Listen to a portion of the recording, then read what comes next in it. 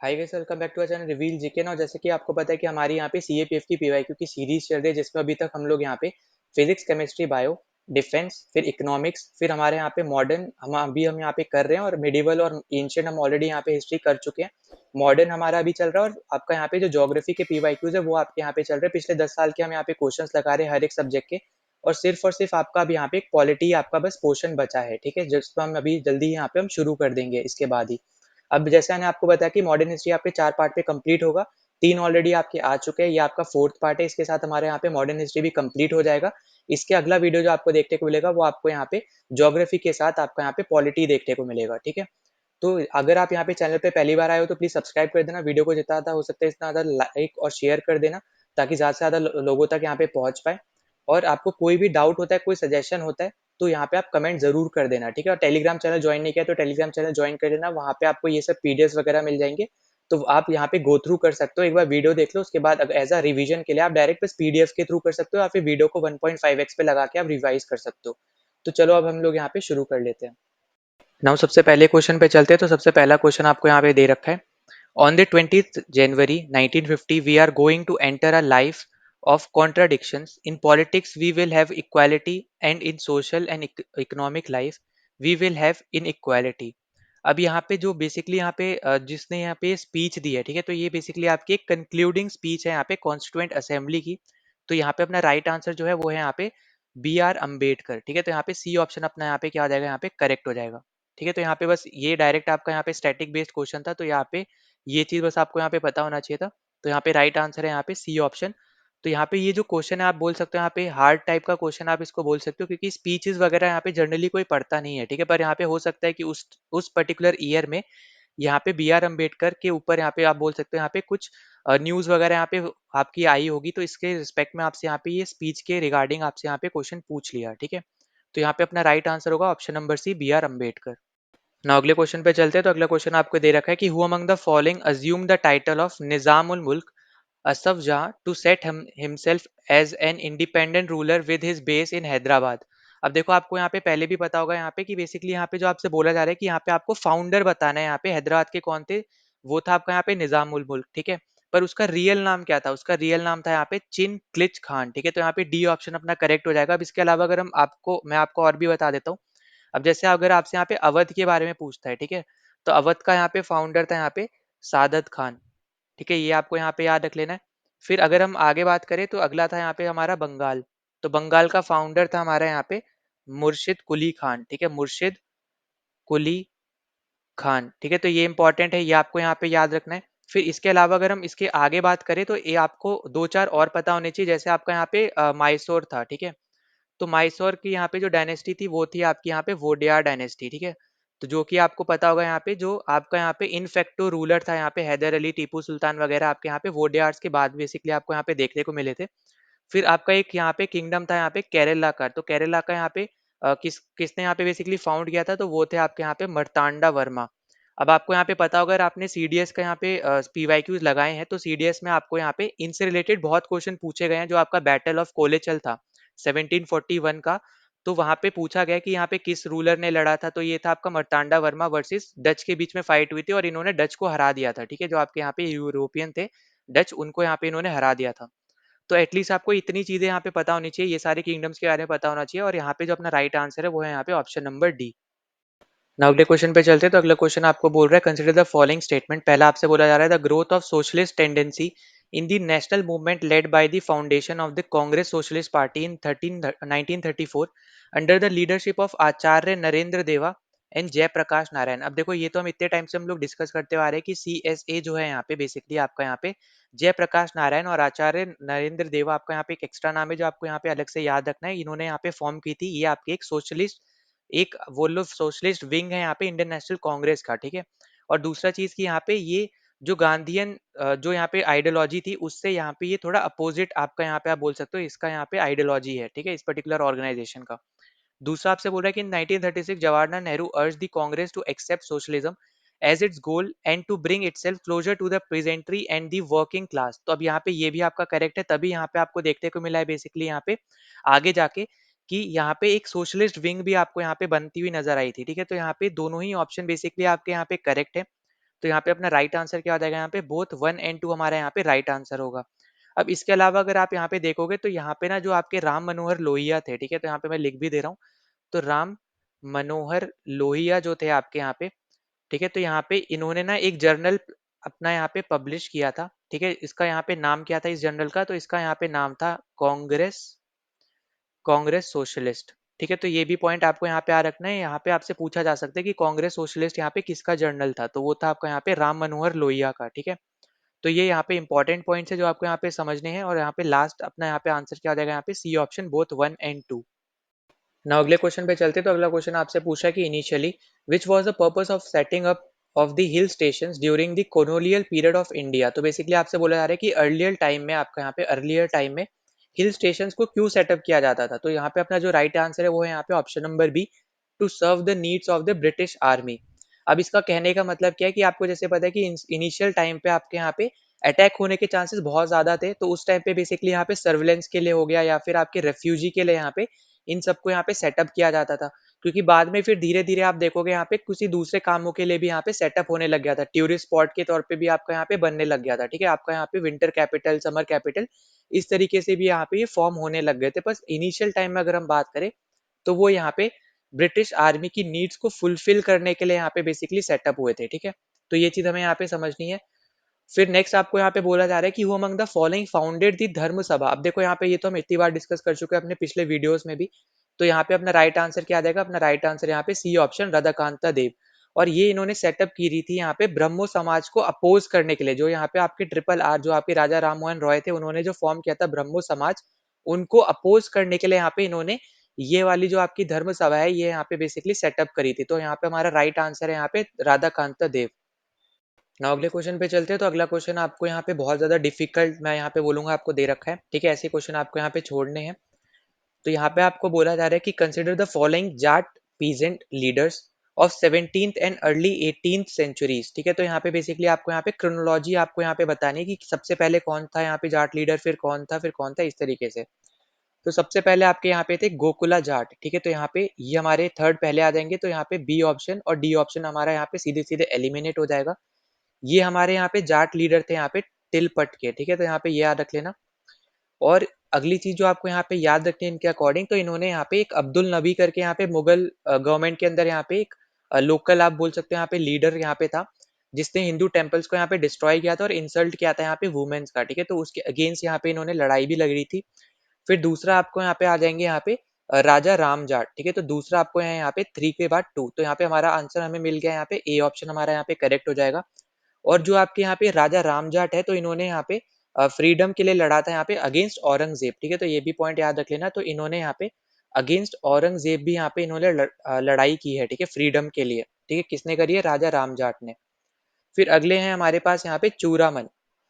चूरामन जाट हमारे यहाँ पे फोर्थ है, मतलब यहाँ पे जो हमारे थर्ड है, फोर्थ नंबर पे जो आपको यहाँ पे बेसिकली दे रखे हैं। और ये हैं आपके यहाँ पे भारतपुर से। ठीक है, तो यहाँ पे ये भी आपको यहाँ पे याद रख लेना है। अब यहाँ पे हम इसके अलावा अगर हम आगे बात करें तो अगले हमारे यहाँ पे जो बचे हैं आपके यहाँ पे बादन सेन, तो यहाँ पे ये आ जाएंगे। ठीक है, और ये भी आपके यहाँ पे भारतपुर से ही रिलेटेड है, क्योंकि ये आपकी बेसिकली चूरामन के नेफ्यू थे। ठीक है, तो यहाँ पे इस तरीके से यहाँ पे देखो बहुत ज्यादा डिफिकल्ट क्वेश्चन है यहाँ पे, मैं सीधे सीधे बोलूंगा। क्योंकि ऐसे टाइप के क्वेश्चन ना आपको यहाँ पे स्टेट पीसीएस में ज्यादा आएंगे, जो आपके राजस्थान का होता है उसमें। ठीक है, क्योंकि ये राजस्थान की हिस्ट्री से रिलेटेड है। पर यहाँ पे यूपीएससी में यहाँ पे ये क्वेश्चन दिया है, तो या तो हो सकता है उस टाइम पे इनके ऊपर कुछ न्यूज चल रही होगी इसलिए यहाँ पे इन्होंने दे दिया, वरना यहाँ पे ये क्वेश्चन एक तरीके से छोड़ने के लिए ही दिया है। ठीक है, अगर आप इसको करने जाओगे आपको कोई आइडिया होगा नहीं, आपका नेगेटिव मार्क्स आना कंफर्म हो जाएगा। ठीक है, अगर तुक्का मारोगे बहुत 0.00 आप समथिंग आपके चांस रहेंगे यहाँ पे 2 मार्क्स गेन करने के। ठीक है, तो यहाँ पे ये पॉइंट आपको यहाँ पे समझना है कि कौन से क्वेश्चन छोड़ने हैं और कौन से नहीं छोड़ने हैं। ठीक, तो यहाँ पे अपना राइट आंसर हो जाएगा यहाँ पे ए ऑप्शन, जो यहाँ पे करेक्ट ऑर्डर हो जाएगा यहाँ पे जाट पीजेंट लीडर्स का। नो इस पर्टिकुलर क्वेश्चन में आपसे यहाँ पे पूछ रखा है which one of the following art work was held by sister Nivedita as a masterpiece, first masterpiece of Indian art.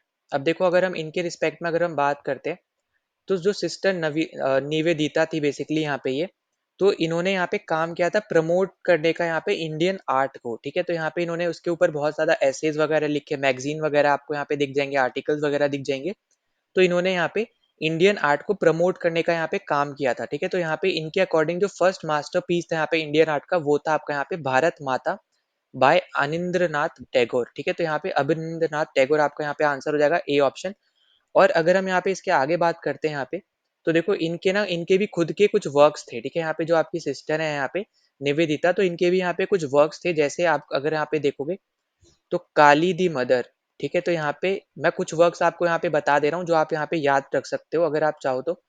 दूसरा आपके यहाँ पे क्या हो जाएंगे, दूसरा है आपका यहाँ पे the web of the web of Indian life, ठीक है। तो यहाँ पे ये हो गया आपका दूसरा, ठीक है।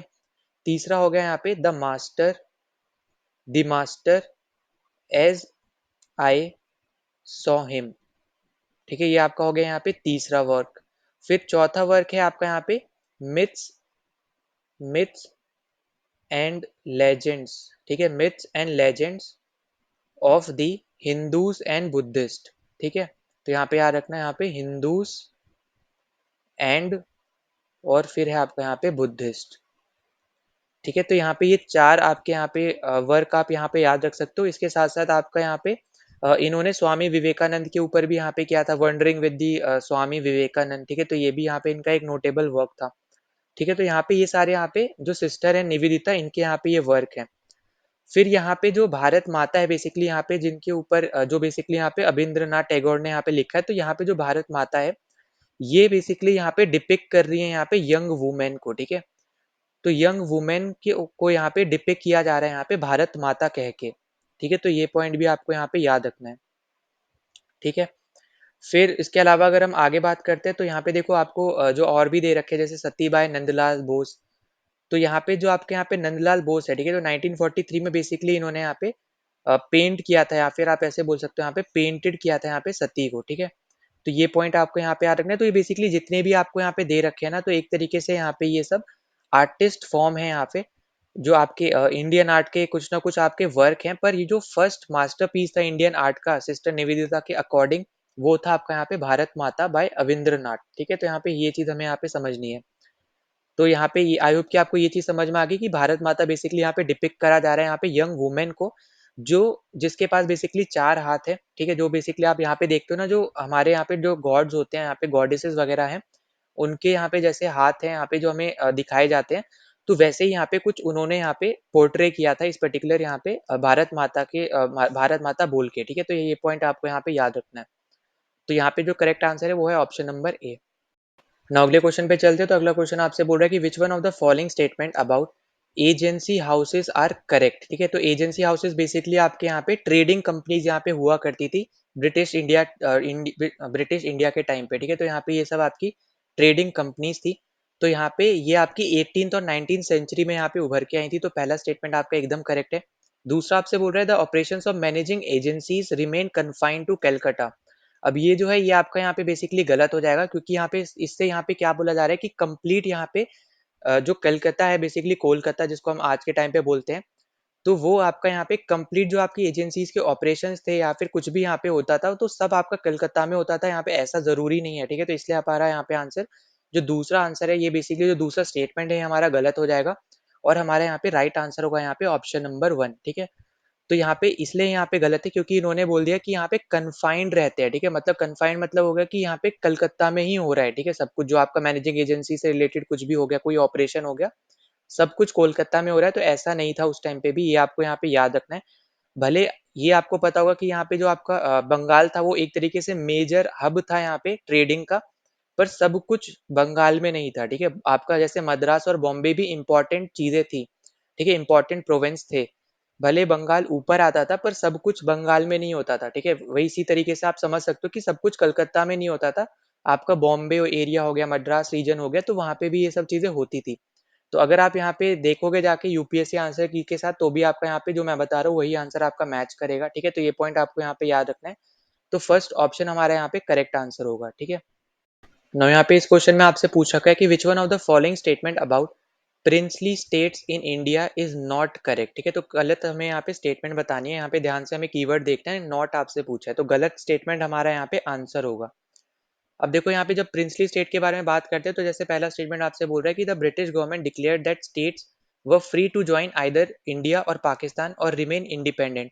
अब देखो ये एकदम करेक्ट स्टेटमेंट है यहाँ पे। जो आपके प्रिंसली स्टेट्स थे उनके पास कंप्लीट अथॉरिटी यहाँ पे ब्रिटिशर्स ने दे दी थी कि चाहे वो इंडिया के साथ भी ज्वाइन कर सकते थे या फिर वो पाकिस्तान के साथ भी ज्वाइन कर सकते थे या फिर वो एक इंडिपेंडेंट कंट्री की तरह यहाँ पे आ सकते थे उभर के, ठीक है।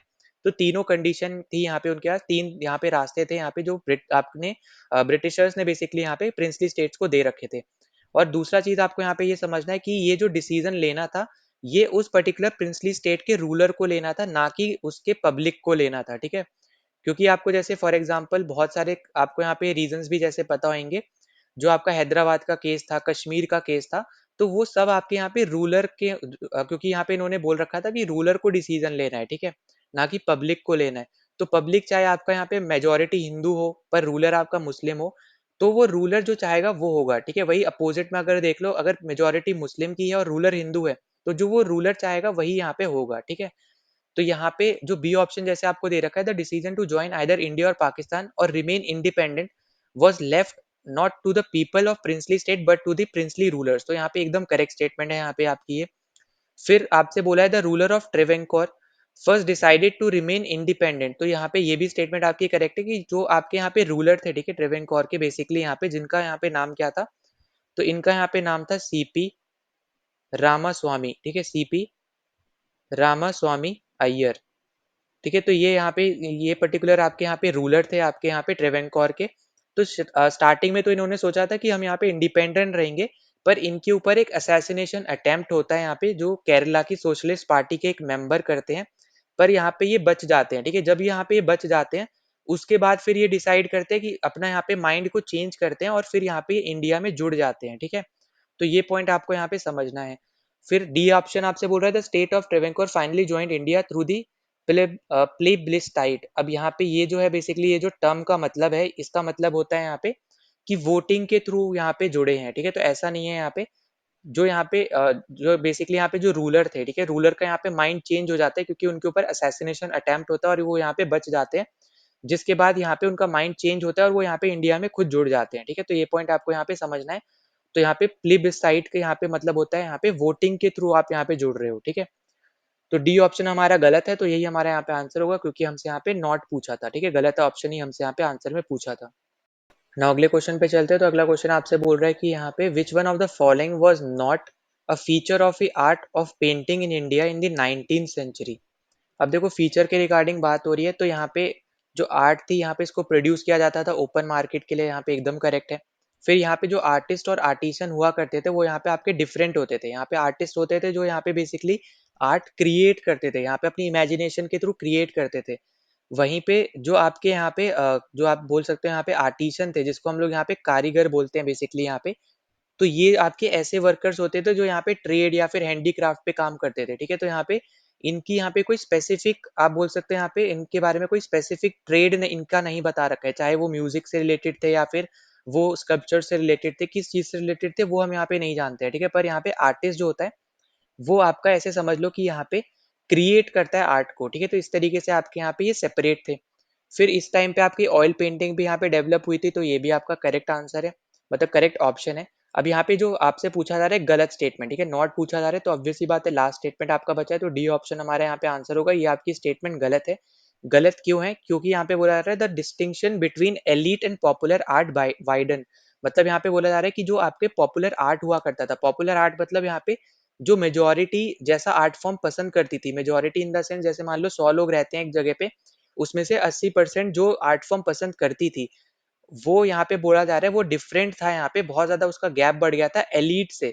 एलीट मान लो जो आपके बहुत ज्यादा अमीर लोग होते हैं या फिर कोई गवर्नमेंट ऑफिशियल्स हो गए हाई लेवल के, तो उनके और पॉपुलर जो यहाँ पे है मतलब मेजोरिटी के जो लोग हैं, ठीक है, आपके यहाँ पे जो लोकल लोग हैं उनकी मेजोरिटी में यहाँ पे जो भी चीज पॉपुलर है उस आर्ट से यहाँ पे डिफरेंट हो गई थी, यहाँ पे बहुत ज्यादा उसमें गैप आ गया था, मतलब उनका टेस्ट अलग था आर्ट का, इनका अलग था। ऐसा बेसिकली बोला जा रहा है कि इनको अलग चीज पसंद थी, उनको अलग चीज पसंद थी, तो ऐसा नहीं था, ठीक है। तो इसलिए हमारे यहाँ पे डी ऑप्शन गलत हो जाएगा। तो हमारा यही आंसर है क्योंकि गलत स्टेटमेंट ही हमसे यहाँ पे पूछी गई है आंसर में। नाउ अगले क्वेश्चन पे चलते हैं। तो अगला क्वेश्चन आपसे यहाँ पे बोल रहा है consider the following historical events in India carefully. तो पहला आपसे बोला है the Indian press fail to protest against the vernacular press act of 1878। तो यहाँ पे ये स्टेटमेंट आपकी गलत है क्योंकि इंडियन प्रेस ने बेसिकली यहाँ पे प्रोटेस्ट किया था, ठीक है, फेल नहीं हुई थी, क्योंकि ये जो आपका एक्ट है ये आगे जाके रिपील हो गया था। तो यहाँ पे ये जो एक्ट है ये आपका लाया था यहाँ पे लिटन ने, और जो आगे जाके रिपन जो था यहाँ पे, ठीक है, लिटन और रिपन दोनों अलग है। तो रिटन यहाँ पे आपका यहाँ पे जो लिटन है ये लेकर आया था, और रिपन ने यहाँ पे इसको रिपील कर दिया था, ठीक है। तो यहाँ पे क्या कर दिया था, इसको रिपील कर दिया था। तो हम नहीं बोल सकते कि यहाँ पे ये फेल्ड हुआ था, ठीक है, उल्टा यहाँ पे हम बोलेंगे ये पास हुआ था। उसके बाद दूसरा ऑप्शन आपको दे रखा है, the vernacular press act of 1878 what was introduced by viceroy Lytton against the council of his own law member. अब यहाँ पे ये स्टेटमेंट आपकी करेक्ट है, इसलिए हमारा आंसर हो जाएगा यहाँ पे बी ऑप्शन 2 ओनली। अब यहाँ पे ये जो बेसिकली आपका एक्ट था यहाँ पे वर्निकुलर प्रेस एक्ट, ये आपका यहाँ पे लाया गया था कि जो आपकी ब्रिटिश पॉलिसीज थी ना उसका यहाँ पे कोई क्रिटिसिज्म ना कर पाए, ठीक है। तो इसलिए यहाँ पे ये एक्ट को लाया गया था, और इस एक्ट के थ्रू जो भी आपकी मैगजीन हो गई, न्यूज़पेपर हो गए, कुछ भी आपके जो दूसरे लैंग्वेजेस में पब्लिश होते थे इंग्लिश के अलावा, उन सब पे बैन लगा दिया, ठीक है। सिर्फ इंग्लिश लैंग्वेज वालों को ही यहाँ पे पब्लिश करने की अथॉरिटी थी उस टाइम पे, क्योंकि वो लोग इंग्लिश ही जानते थे। ऑब्वियस सी बात है, अगर वो कुछ ऐसा छापते इंग्लिश वाले भी तो उनको पता चल जाता, तो वो ईजिली यहाँ पे उनको सजा दे सकते थे। पर जब यहाँ पे जो दूसरी लैंग्वेजेस में जब यहाँ पे कोई न्यूज़पेपर या कोई भी पब्लिकेशन होता है, तो उस केस में उनको यहाँ पे पहचानने के लिए एक अलग से ट्रांसलेटर चाहिए था, है ना? तो इसलिए यहाँ पे इन्होंने क्या किया, इसको सप्रेस करने के लिए यहाँ पे कि आवाज ना उठाए कोई भी यहाँ पे ब्रिटिश की पॉलिसीज के ऊपर, तो यहाँ पे लिटन यहाँ पे वर्निकुलर प्रेस एक्ट लेके आया था 1878 में, ठीक है, जिसको आगे जाके यहाँ पे रिपन ने वापस कर दिया था, ठीक है। 1881 में यहाँ पे ये एक्ट जो है यहाँ पे वापस आ गया था, ठीक है, मतलब वापस आ गया इन द सेंस रिपील कर दिया था, ठीक है, हट गया था ये एक्ट। तो यहाँ पे अपना राइट आंसर है option number B 2 only. Now अगले क्वेश्चन पे चलते हैं। तो यहाँ पे आपसे पूछा जा रहा है, which one of the following pair of years and historical event is correctly match, ठीक है, करेक्टली मैच हमें यहाँ पे पहचानना है। तो पहला आपको दे रखा है 1878 में सेकंड एंग्लो अफगानिस्तान वॉर हुई थी। तो यहाँ पे देखो पहला ही आपका करेक्ट है, यहाँ पे 1788 में हुई थी, यहाँ पे एकदम राइट आंसर है। और इसके अलावा आपको यहाँ पे एक और चीज मैं बता दे रहा हूँ। तो जो आपकी यहाँ पे फर्स्ट एंग्लो अफगान वॉर हुई थी, ठीक है, फर्स्ट आपकी जो एंग्लो अफगान वॉर हुई थी, वो आपके यहाँ पे ब्रिटिशर्स हार गए थे, ठीक है। यहाँ पे जो ब्रिटिश थे, यहाँ पे ब्रिटिशर्स जो थे यहाँ पे बेसिकली यहाँ पे क्या कर गए थे, यहाँ पे ये हार गए थे, ठीक है।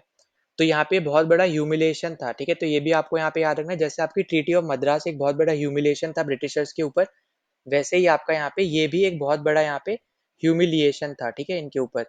तो ये पॉइंट आपको यहाँ पे याद रखना है। और इस टाइम पे वाइसरॉय कौन था, तो वो था आपका यहाँ पे ऑकलैंड, ठीक है, ऑकलैंड करके यहाँ पे एक वाइसरॉय था। जिसके बाद आपको देखने को मिला था लिटन वगैरह यहाँ पे आ गया था बाद में, ठीक है। उसके बाद अगर हम आगे बात करते हैं इसके रिगार्डिंग, तो आपको यहाँ पे जो बाकी चीजें दे रखी हैं, अब देखो यहाँ पे कैसे गलत है वो आपको मैं बता दे रहा हूँ। तो जो आपका इलवर्ट बिल कंट्रोवर्सी है ये आपकी आई थी 1883 में, ना कि 85 में, ठीक है। तो यहाँ पे ईयर गलत है। और यहाँ पे जो इलवर्ट बिल कंट्रोवर्सी है बेसिकली सबसे बड़ी कंट्रोवर्सी आप इसको बोल सकते हो। तो यहाँ पे क्या हुआ था, ये आपका रिपन लेकर आया था। और इसमें यहाँ पे हुआ क्या था कि जो आपके जब बहुत ज्यादा आप ऐसे समझ लो, जो इंडिया के इंडियन जो मैजिस्ट्रेट थे जिनको एक्सपीरियंस था अच्छा खासा, उनको अलाउ कर दिया था कि आप यहाँ पे अंग्रेजों के केस पे जज बन सकते हो, ठीक है, एज अ जज आप यहाँ पे जजमेंट दे सकते हो अंग्रेजों के केस पे। जिसके बाद यहाँ पे जो अंग्रेज लोग थे उनकी यहाँ पे आप बोल सकते हो उनको ये अच्छा नहीं लगा, जिसके बाद यहाँ पे फिर कंट्रोवर्सी हुई, और फिर ये बाद में आपका ये वाला बिल भी यहाँ पे रिपेल हो गया, ठीक है, आपका यहाँ पे वापस ले लिया गया था, ठीक है। फिर सी ऑप्शन आपको दे रखा है यहाँ पे कि फॉक्स इंडिया बिल जो था आपका यहाँ पे, तो ये आपका आया था 1783 में, तो ये भी आपका यहाँ पे गलत है। इसके थ्रू यहाँ पे क्या हुआ था कि जो आपके कोर्ट ऑफ डायरेक्टर्स हुआ करते थे, उसकी यहाँ पे उसको कम्प्लीटली यहाँ पे अबॉलिश कर दिया था, ठीक है। तो कोर्ट ऑफ डायरेक्टर्स को यहाँ पे कम्प्लीटली अबॉलिश कर दिया था फोक्स इंडिया बिल से। फिर लास्ट आपको दे रखा है कि यहाँ पे जो कुर्जरन था बेसिकली वो आपका वाइसरॉय बना था, कर्जन, कुजरन नहीं कर्जन, कर्जन। तो आपका यहाँ पे जो वाइसरॉय बना था ये आपका कब बना था, तो ये आपका बना था यहाँ पे 1899 में, ठीक है। तो ये आप अगर ध्यान से देखो तो बहुत ज्यादा पास पास ईयर दे रखे हैं, अगर आपको ईयर नहीं पता होगा तो आप ये क्वेश्चन नहीं कर पाओगे, ठीक। तो इसलिए आपको यहाँ पे इवेंट्स के ईयर हो गए, आपको कौन कौन फाउंडर है, किसने क्या चीज बनाई थी, ये सब चीजें आपको पता होना चाहिए, क्योंकि अभी धीरे धीरे आपका यहाँ पे स्टैटिक जीके की तरफ आपका क्वेश्चन पेपर बढ़ता जा रहा है। एक ही क्वेश्चन में आपको बहुत ज्यादा स्टैटिक जीके पूछी जा रही है, ठीक है। तो यहाँ पे आपको सीधे सीधे दिख रहा होगा, यहाँ पे 4 पॉइंट आपको स्टैटिक जीके का ही पूछा है। आपको लग रहा होगा कि यहाँ पे क्या ही पूछ दिया, पर ये स्टैटिक जीके है जो आपसे पूछी है। तो ए ऑप्शन अपना यहाँ पे राइट आंसर हो जाएगा। अब हम यहाँ पे कुछ 2023 के क्वेश्चन सॉल्व कर लेते हैं। तो यहाँ पे देखो सबसे पहला क्वेश्चन आपको वापस से स्टैटिक जीके का दे रखा है। यहाँ पे लोकहितवादी यहाँ पे हम किन्हें कहते थे, तो ये बेसिकली आपका यहाँ पे एक पेन नेम था, ठीक है, किसका पेन नेम था, तो वो थे आपके यहाँ पे गोपाल हरि देशमुख, क्योंकि देखो कृष्णचंद्र सेन तो आपके यहाँ पे ब्रह्मो समाज से रिलेटेड थे, वो आपकी अलग चीज है, ठीक है। और इन्होंने यहाँ पे गोपाल हरि देशमुख ने यहाँ पे एक बुक लिखी, या फिर एक बोल सकते हो यहाँ पे इनका एक वर्क था जो था आपका यहाँ पे प्रभाकर, ठीक है। इन्होंने यहाँ पे लिखा था, और यहाँ पे जहाँ पे भी ये कुछ भी लिखते थे तो इनका ये पेन नेम रखा जाता था, मतलब यहाँ पे इसी नाम पे बेसिकली यहाँ पे चीजों को लिखते थे, नोवेल वगैरह कुछ भी यहाँ पे लिख रहे हैं ये बेसिकली। तो यहाँ पे ये लोकहितवादी पेन नेम के थ्रू ही यहाँ पे लिखते थे, अपना अपना रियल नेम के थ्रू नहीं लिखते थे, ठीक है। तो हमारे यहाँ पे राइट आंसर है ऑप्शन नंबर बी। अब यहाँ पे जो आप कंफ्यूज हो सकते थे वो बी ऑप्शन डी ऑप्शन में हो सकते थे, तो गोपाल गणेश अगरकर जो है यहाँ पे, तो देखो जो गोपाल हरि देशमुख है ये तो हो गए आपके यहाँ पे जज, जो आपके गोपाल गणेश अगरकर हैं ये आपके हैं यहाँ पे एडवोकेट, ठीक है। और इन्होंने यहाँ पे जो आप बोल सकते हो फर्स्ट एडिटर थे यहाँ पे केसरी के, ये आपके फर्स्ट एडिटर थे, ठीक है। किसके एडिटर थे यहाँ पे, तो फर्स्ट एडिटर थे आपके यहाँ पे केसरी के, ठीक है। केसरी जो आपका यहाँ पे न्यूज़पेपर था यहाँ पे, उसके ये फर्स्ट एडिटर थे, ठीक है। तो ये आपको पता होना चाहिए। और केसरी आपका किसका न्यूज़पेपर था, तो वो आपका न्यूज़पेपर था लोकमान्य तिलक का, ठीक है। तो यहाँ पे ये पॉइंट आपको पता होना चाहिए। तो यहाँ पे अपना राइट आंसर हो जाएगा यहाँ पे ऑप्शन नंबर बी। नाउ देखो अगला क्वेश्चन भी आपको यहाँ पे स्टैटिक जीके का यहाँ पे दे रखा है, तो आपको यहाँ पे पूछ रखा है कि एक तरफ आपको ऑथर दे रखे हैं और एक दूसरी तरफ उनके वर्क दे रखे हैं, यहाँ पे ये वर्क है और यहाँ पे ये ऑथर है, आपको बताने की कौन सा करेक्टली मैच नहीं है, ठीक है। नॉट आपको दे रखा है। तो बंदी जीवन यहाँ पे सचिंद्र नाथ सान्याल ने ही लिखा है, सचिंद्र नाथ सान्याल ने। The philosophy of the bomb आपका यहाँ पे भगवती चरण बोरा ने ही लिखा है। अब यहाँ पे लोग कंफ्यूज होते हैं यहाँ पे भगत सिंह से, ठीक है। तो भगत सिंह ने नहीं लिखा है, भगवती चरण बोरा ने लिखा है। फिर यहाँ पे जो तीसरा आपको दे रखा है इंडियन अनरेस्ट, अब यहाँ पे ये जो आपके यहाँ पे ये वर्क है ये आपका लिखा गया है यहाँ पे वेलेंटाइन चिरोल ने, ठीक है। तो यहाँ पे ये अपना गलत आंसर है, तो सी अपना यहाँ पे गलत हो जाएगा। यहाँ पे किसने लिखा है, तो ये लिखा है आपका यहाँ पे वेलेंटीन चिरोल ने यहाँ पे बेसिकली यहाँ पे लिखा है, शायरोल चिरोल जो आप बोल लो। और जो आपका यहाँ पे देशर कथा है ये आपका यहाँ पे सक्षरम गणेश दियो सर ने ही लिखा है, ठीक है। तो यहाँ पे जो राइट आंसर होगा वो अपना यहाँ पे सी ऑप्शन अपना करेक्ट हो जाएगा, जो क्योंकि यहाँ पे गलत तरीके से मैच है। तो हमारा राइट आंसर हो जाएगा यहाँ पे ऑप्शन नंबर सी। ना अगले क्वेश्चन पे चलते हैं। तो अगला क्वेश्चन आपसे यहाँ पे 2015 का पूछा जा रहा है। तो यहाँ पे आपको एक टर्म दे रखी है कांग्रेस सिस्टम। तो ये जो टर्म है ये आपसे पूछा है कि किसने कॉइन करी, मतलब किसने यहाँ पे कांग्रेस सिस्टम यहाँ पे बोला है, ठीक है। मतलब सबसे पहले यहाँ पे यूज करी इस टर्म को, तो वो है आपके यहाँ पे रजनी कोठारी। अब देखो यहाँ पे ये जो कांग्रेस सिस्टम है इसका बेसिक मतलब यहाँ पे ये है, ये एक्सप्लेन इस तरीके से यहाँ पे बेसिकली करना चाह रहे हैं कि यहाँ पे जो पार्टी है उस पर्टिकुलर पार्टी का यहाँ पे एक तरीके से अम्ब्रेला है, उस अम्ब्रेला के अंदर आपको मल्टीपल इंटरेस्ट देखने को मिलते हैं। अब इसका कहने का मतलब क्या है यहाँ पे, जैसे आपको पता है कि हर पार्टी के पास मल्टीपल इंटरेस्ट होते हैं, तो उन सब इंटरेस्ट को मिला के एक अम्ब्रेला क्रिएट करा है, और उस अम्ब्रेला को आप यहाँ पे बोल सकते हो कि कांग्रेस सिस्टम यहाँ पे बोला जा रहा है, ठीक है। तो यहाँ पे बस ये जान लो, बाकी आपको ये पता होना चाहिए कि यहाँ पे ये टर्म किसने कॉइन करी है, ठीक है। तो यहाँ पे ये है आपके यहाँ पे रजनी कोठारी। नाउ अगले क्वेश्चन पे चलते हैं। तो अगला क्वेश्चन आपको यहाँ पे दे रखा है कि which one of the following statement about the ideology of utilitarianism is the context of British India is or are correct. अब देखो जब हम इसके रिस्पेक्ट में बात करते हैं तो ये आपकी एक ऐसी थ्योरी है जो बेसिकली ये बताती है कि यहाँ पे रूल ऑफ लॉ का होना बहुत ज्यादा जरूरी है अगर हमें यहाँ पे सोसाइटी का बेटरमेंट चाहिए तो, ठीक है। तो पहला स्टेटमेंट आपका एकदम करेक्ट है। दूसरा आपसे बोल रहा है कि जेम्स मिल ने यहाँ पे इस पर्टिकुलर चीज के ऊपर लिखा है यहाँ पे इसकी फेमस बुक में यूटिलिटेरिज्म एंड दी राज, ठीक है। तो यहाँ पे मैं सीधा आपको बता दूं ये स्टेटमेंट आपकी गलत है, क्योंकि जेम्स मिल ने ये बुक नहीं लिखी है, ये पहली बात तो आपको ये पता होना चाहिए। इसने जो बेसिकली यहाँ पे बुक लिखी है वो है आपका यहाँ पे the history of British India, ठीक है। तो ये पर्टिकुलर बुक इसने यहाँ पे लिखी है, तो यहाँ पे जो आपको बुक दे रखी है वो यहाँ पे इन्होंने नहीं लिखी है। ठीक है। फिर थर्ड आपसे क्या बोल रहा है कि utilitarian differed from the liberals in significant ways, तो ये आपका ये भी एकदम करेक्ट ऑप्शन है। और फोर्थ आपसे बोल रहा है यहाँ पे कि दे हैड डिस्टिंक्ट अथॉरिटेशन टेंडेंसीज। अब देखो इसका कहने का मतलब क्या है कि यहाँ पे जो अथॉरिटेरियन है बेसिकली इसका मतलब क्या होगा कि यहाँ पे अगर अथॉरिटी नहीं होगी, ठीक है, तो यहाँ पे क्या हमें देखने को मिलेगा, तो हमें देखने को मिलेगा कि हम यहाँ पे जो कंप्लीट हम जैसे बात कर रहे हैं रूल ऑफ लॉ की, वो हम यहाँ पे पब्लिश या फिर आप बोलो उसको लागू नहीं कर पाएंगे, ठीक है। तो हमारे पास यहाँ पे अथॉरिटी भी होनी चाहिए एक तरीके से, आप ये समझ लो। तो यहाँ पे जो फोर्थ ऑप्शन है ये भी आपका करेक्ट होने वाला है, ठीक है। तो यहाँ पे जो राइट आंसर होगा यहाँ पे वो होगा आपका यहाँ पे ऑप्शन नंबर डी 1, 3 एंड 4। सो इसी के साथ हमने यहाँ पे अपनी मॉडर्न हिस्ट्री के पीवाईक्यूज कंप्लीट कर लिए। अगर आपने यहाँ पे इससे पिछले वीडियोज़ या फिर दूसरे सब्जेक्ट की वीडियो जो हमने अभी तक कवर किया, अगर आपने नहीं देखे तो प्लेलिस्ट का लिंक आपको डिस्क्रिप्शन में मिल जाएगा, वहाँ जाके आप देख सकते हो, या फिर आई बटन पे यहाँ पे मैं दे दूँगा, वहाँ जाके आप देख सकते हो। दूसरी चीज़, आपको सीडीएस के पीवाईक्यूज़ भी आपको ज़रूर लगाने हैं, क्योंकि आपकी यहाँ से प्रैक्टिस हो जाएगी, क्योंकि दोनों ही पेपर आपका यूपीएससी सेट करता है और दोनों ही आप अगर देखोगे तो सिलेबस भी आपका यहाँ पे सिमिलर है। ठीक है? दूसरा पॉइंट, अगर आपने टेलीग्राम चैनल ज्वाइन नहीं किया तो वो आप ज्वाइन कर लेना, लिंक मैंने डिस्क्रिप्शन में दे रखा है, वहाँ पे आपको ये सब पीडीएफ वगैरह देखने को मिल जाएंगी। अगर आप चैनल पे पहली बार आए हो तो प्लीज सब्सक्राइब कर देना, जितना ज्यादा हो सकता है इस वीडियो को शेयर कर देना, वीडियो को लाइक कर देना, और आपको कोई भी डाउट होता है तो कमेंट यहाँ पे जरूर कर देना, सजेशन होता है तो भी जरूर यहाँ पे कमेंट कर देना। तो चलो मिलते हैं अगले वीडियो में। जय हिंद।